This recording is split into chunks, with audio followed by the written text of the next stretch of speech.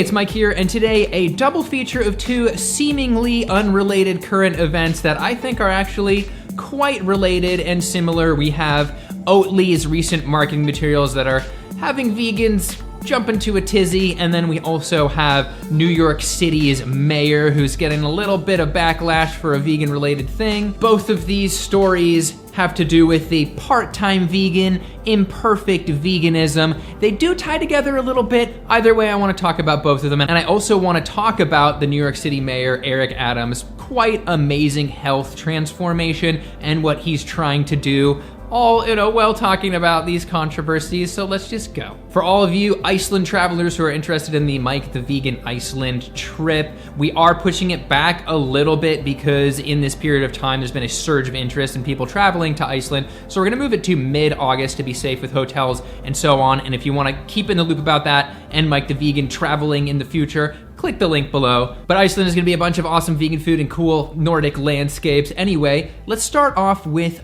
Oatly. They recently came out with this post showing some sort of pseudo-activism stickers, which would definitely trigger a lot of vegans, definitely made me a little angry. One of the mock activism patches read part-time vegan, which is usually a joke that your uncle makes as he takes a bite of salad in between his bites of steak.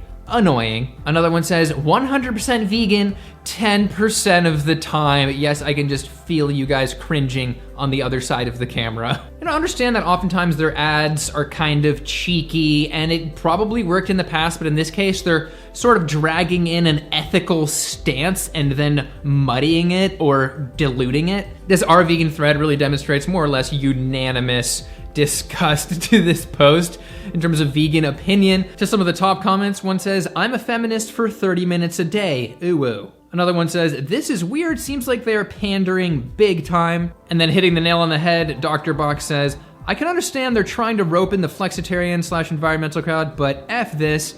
You can reach that market without mangling what veganism is. How do I become a part-time consumer of Oatly? The part where I don't buy anything." And like virtually all marketing, its target is to go after its main demographic, which unfortunately is not vegans, despite this being a vegan product. They have a main market of people that eat meat and just feel like not having dairy in certain instances. And in those instances, Oatly hopes that they will use Oatly. And I would go further about their main demographic and say that they are probably not staunch activists, because if most of the market was staunch activists for, say, the climate, and they were also making fun of that with the environmentalists from 8 to 9 a.m., well, if everybody was more serious, then we probably would be solving climate change already. So their main market is somebody that is not vegan and somebody that probably is not actually a staunch environmentalist, which might resonate with these patches. Maybe they did some focus group and they responded well, maybe they just threw it out there. But I think this is the unfortunate result of a few things going on. Originally, Oatly was known for some of its edgier ads that vegans would make, like their "It's Like Milk But Made for Humans" ad, which actually got them in some legal trouble over there in Sweden.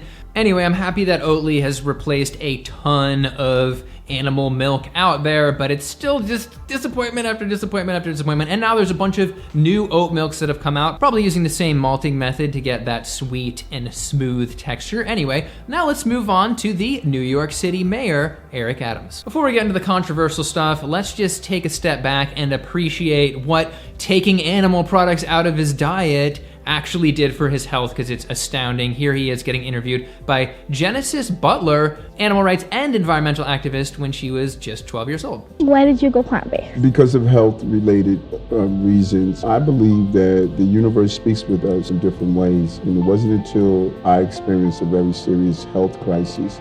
I was diagnosed with type 2 diabetes, and it caused me to lose my vision in my left eye. I was losing my sight in my right, and I had what they considered permanent nerve damage. All I had to do was give up animal products to reverse my physical condition. So I'll sum it up because there's some details he didn't mention there. In 2016, he got diagnosed with diabetes, went to the Cleveland Clinic. They put him on a whole food vegan diet. He then, within 3 weeks, had his vision issues clear up. Those nerve issues he mentioned cleared up as well. And shockingly, his hemoglobin A1C, that long-term marker of blood sugar, went from 17, which is insanely high, down to 5.7. He also lost like 35 pounds. Cholesterol dropped by 30 points. So that's more or less where he started. He was essentially prescribed a vegan diet for his diabetes.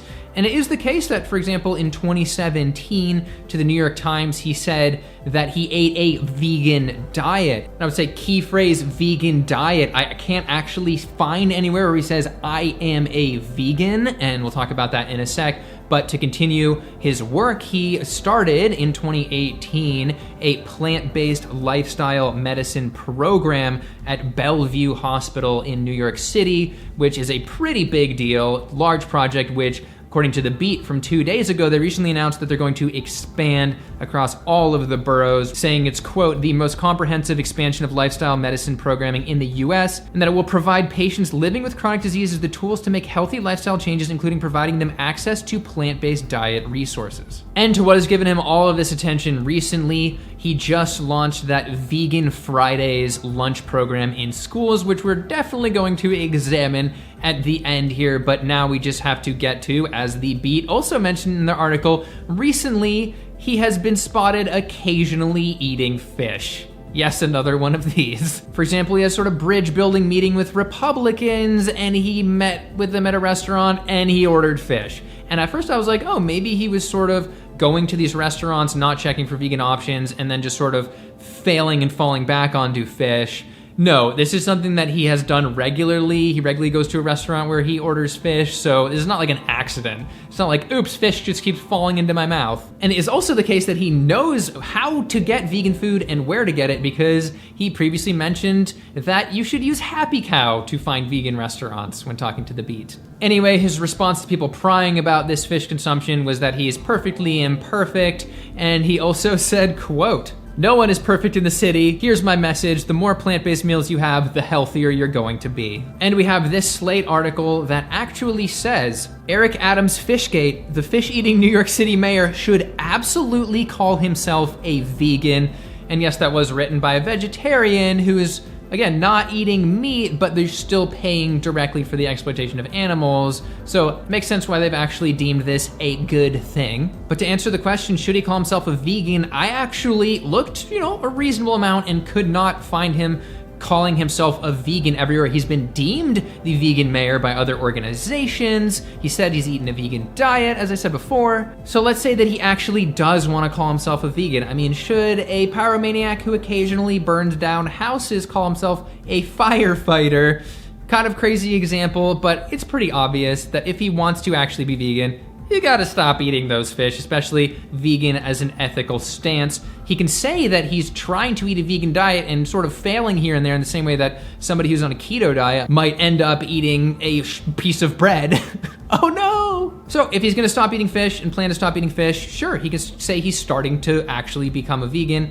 But if he doesn't wanna stop eating fish, then he should just call himself a plant-based person who also eats fish. Or even a pescatarian, but I don't think he wants to do that because I don't think he actually supports fish consumption from an environmental perspective, and possibly even an ethical one to a bit. Here he is again with Genesis Butler. Biggest culprit to impacting our environment deals with our overconsumption of animal products. Not only am I saving the life of those animals I'm not consuming, but I'm also saving my life at the same time. So yes, he obviously places some value on animal life. Is it just sort of an added bonus if you're already doing this health thing? I'm not completely sure. I couldn't find him talking about that a lot. But either way, it's just worth mentioning that yes, fish are sentient and do feel pain, which was recently echoed by the UK government, which was nice to hear. So if I had to guess why he keeps eating fish, it might be either some type of personal addiction where he's generally eating low-calorie plant-based foods, but then